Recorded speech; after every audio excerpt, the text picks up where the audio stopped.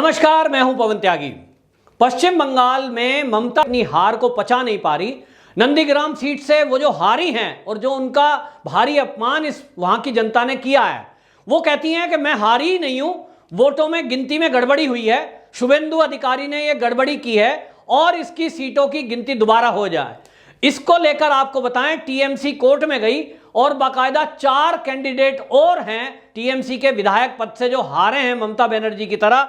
उसमें आपको बताएं, बलरामपुर, गोघाट, मोयना और बोंगाम दक्षिण, ये कुल मिलाकर 5 ऐसे लोग हैं ममता बनर्जी समेत जो ये कह रहे हैं कि हम हारे नहीं हैं, हमारी जो वोट काउंटिंग है उसमें गड़बड़ी हुई है।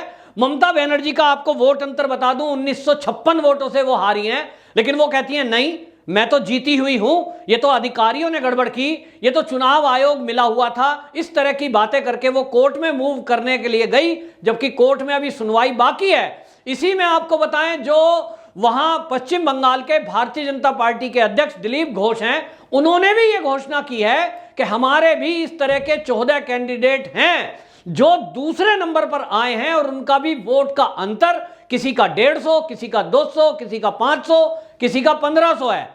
तो हमारे भी ऐसे 14 कैंडिडेट हैं जो कम अंतर से हारे हैं और हम भी इस बात को पहले ही दिन से कहते आ रहे हैं कि टीएमसी के लोगों ने गुंडागर्दी की है, बूथ कैप्चरिंग की है, गिनती ठीक से होने नहीं दी, हंगामा किया सेंटर पर, और ये गिनती दोबारा होनी चाहिए तो हमारी सीटें बढ़कर के 77 से और ज्यादा हो सकती हैं।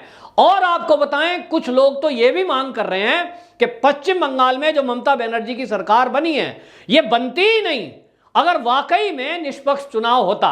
निष्पक्ष मींस जो चुनाव आयोग है उसने जो पुलिस की ड्यूटी लगाई, पुलिस में जो एफआईआर आचार संहिता को लेकर कई थानों में दर्ज हुई, एक भी एफआईआर पर उस पर कार्रवाई नहीं हुई जो एफआईआर टीएमसी के लोगों के खिलाफ की गई थी।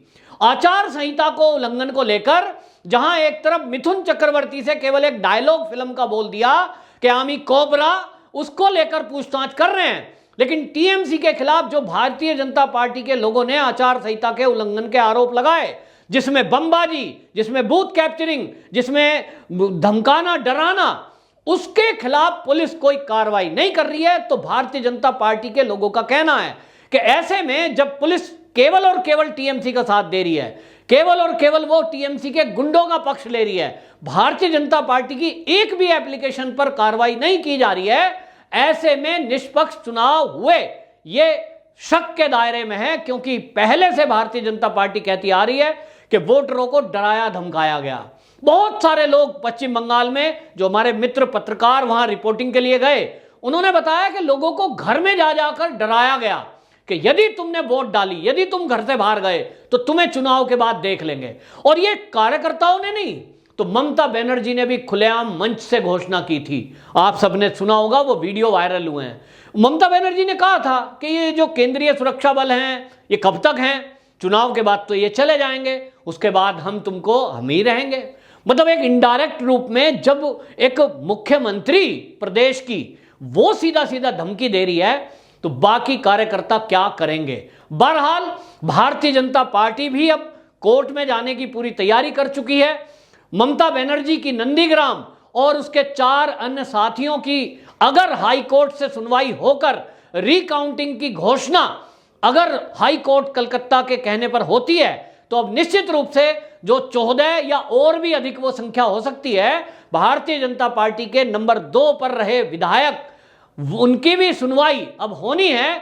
तो अगर फैसला होता है तो निश्चित रूप से अब ये बवाल मचेगा और इस बवाल में आपको बताएं कि रिकाउंटिंग के बजाय अब मांग ये उठेगी कि ये वोट ही दोबारा पड़नी चाहिए। क्योंकि लोगों का कहना यह है, भारतीय जनता पार्टी के कार्यकर्ताओं का, कि हमारी एक नहीं सुनी पुलिस ने और बूथ कैप्चरिंग होती रही।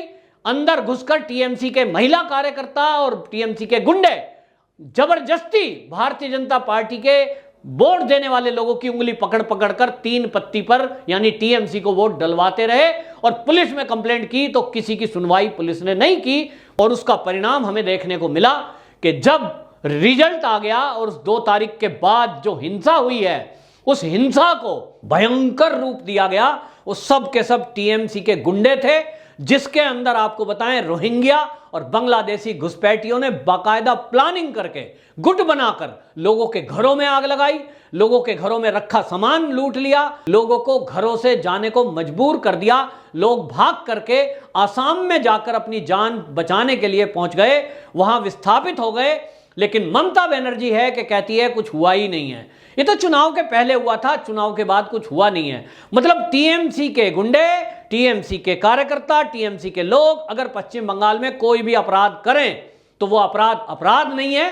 लेकिन भारतीय जनता पार्टी का यदि कोई लीडर चुनावी सभा में कोई फिल्म का डायलॉग भी बोल दे तो वो आचार संहिता का उल्लंघन है और उस पर पुलिस पूछताछ करती है। वहीं आपको बताएं शुभेंदु अधिकारी, जिन्होंने ममता बनर्जी को नंदीग्राम में पटखनी दी थी और उसके चैलेंज को स्वीकार करते हुए एक मुख्यमंत्री का चैलेंज स्वीकार किया था और उन्होंने भी यह घोषणा की थी कि यदि हार गया तो राजनीति छोड़ दूंगा। लेकिन वहां की जनता ने उनको जिताया।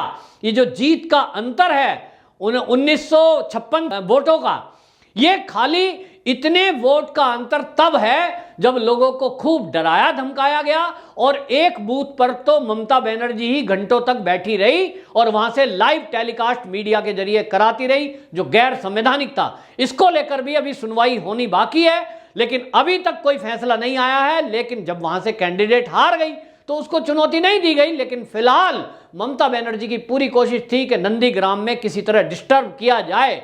तो शुभेंदु अधिकारी कहते हैं कि यदि ममता बनर्जी का ये ड्रामा ना होता, पुलिस और प्रशासन ममता बनर्जी के साथ ना मिला होता, तो ये जीत का अंतर 10,000 वोटों से भी ज्यादा का हो सकता था।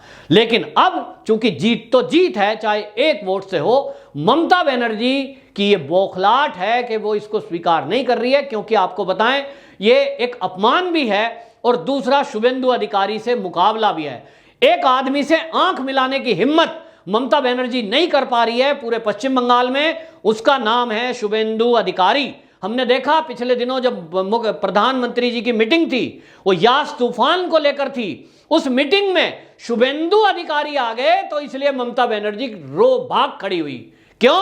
क्योंकि शुभेंदु अधिकारी वो व्यक्ति है जिसने ममता बनर्जी को उसी के घर में घुसकर चुनौती दी और हार का मुंह सामना करना पड़ा। तो ममता बनर्जी शुभेंदु अधिकारी के सामने आने से भयभीत है, ऐसा लोग सोच रहे हैं। क्योंकि आप देखिए जिस तरह नंदीग्राम को जीतकर शुभेंदु अधिकारी पूरे पश्चिम बंगाल में हीरो बने, वहीं वो ममता बनर्जी के साथ सारे काम में रहे थे। उनको एक एक कारनामा ममता बनर्जी का पता है, एक एक नस की जानकारी है और जमीन से जुड़े आदमी हैं और इसलिए जनता का उनको समर्थन है।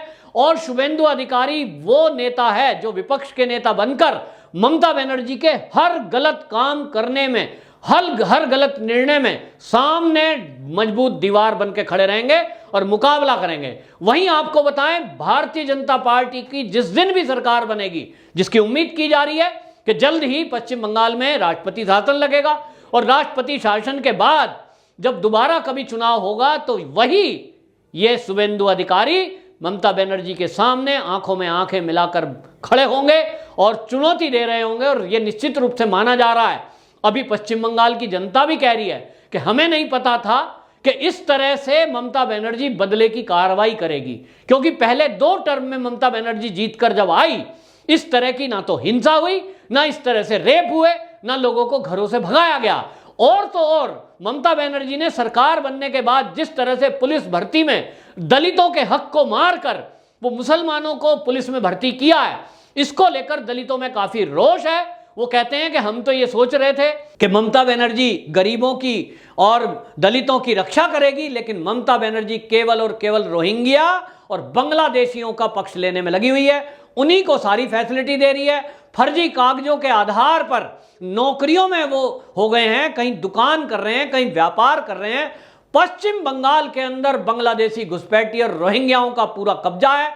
सरकार के अंदर भी जो मंत्री बैठे हैं, उस मंत्रियों की आप लिस्ट में देखेंगे, यहां तक कि पुलिस प्रमुख को आप देखेंगे तो सारी जगह आपको लगेगा कि ममता बनर्जी तुष्टीकरण की नीति पे चल रही है। और उस तुष्टीकरण में पूरा पक्का ध्यान रखा जा रहा है कि बांग्लादेशी घुसपैठियों को कोई दिक्कत ना हो। बेशक बंगाल के, पश्चिम बंगाल के रहने वाले लोग भूखे मरें, उनको चाहे अपना घर छोड़कर जाना पड़े, लेकिन बांग्लादेशी घुसपैठी सुरक्षित रहने चाहिए। और ये जो इस समय चल रहा है, इसको लेकर पश्चिम बंगाल के लोग खासे गुस्से में हैं और वो कहते हैं कि गलती हो गई हमसे कि हमने इस ममता बनर्जी को ये सोचा कि ये महिला है और महिलाओं की वोट के आधार पर ये जीतती आई है, लेकिन जीतने के बाद जिस तरह से 150 से अधिक दलित महिलाओं के साथ बलात्कार पश्चिम बंगाल में हुए हैं, उसको लेकर महिलाओं में काफी आक्रोश है।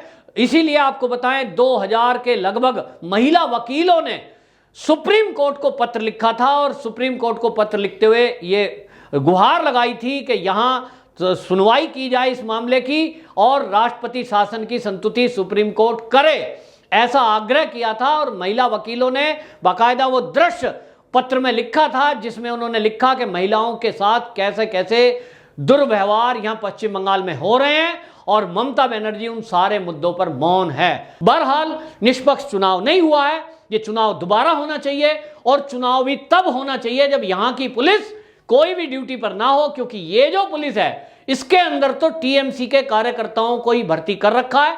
प्रशासन में भी टीएमसी के लोग बैठे हुए हैं जो जनता के साथ कभी भी न्याय नहीं करेंगे, ऐसा आरोप भारतीय जनता पार्टी के समर्थकों ने लगाया है। देखना है कि पश्चिम बंगाल के वोट दोबारा पड़ते हैं या कुछ ही सीटों पर रिकाउंटिंग होकर कोर्ट का आदेश यहीं तक सिमट कर रह जाता है। वंदे मातरम।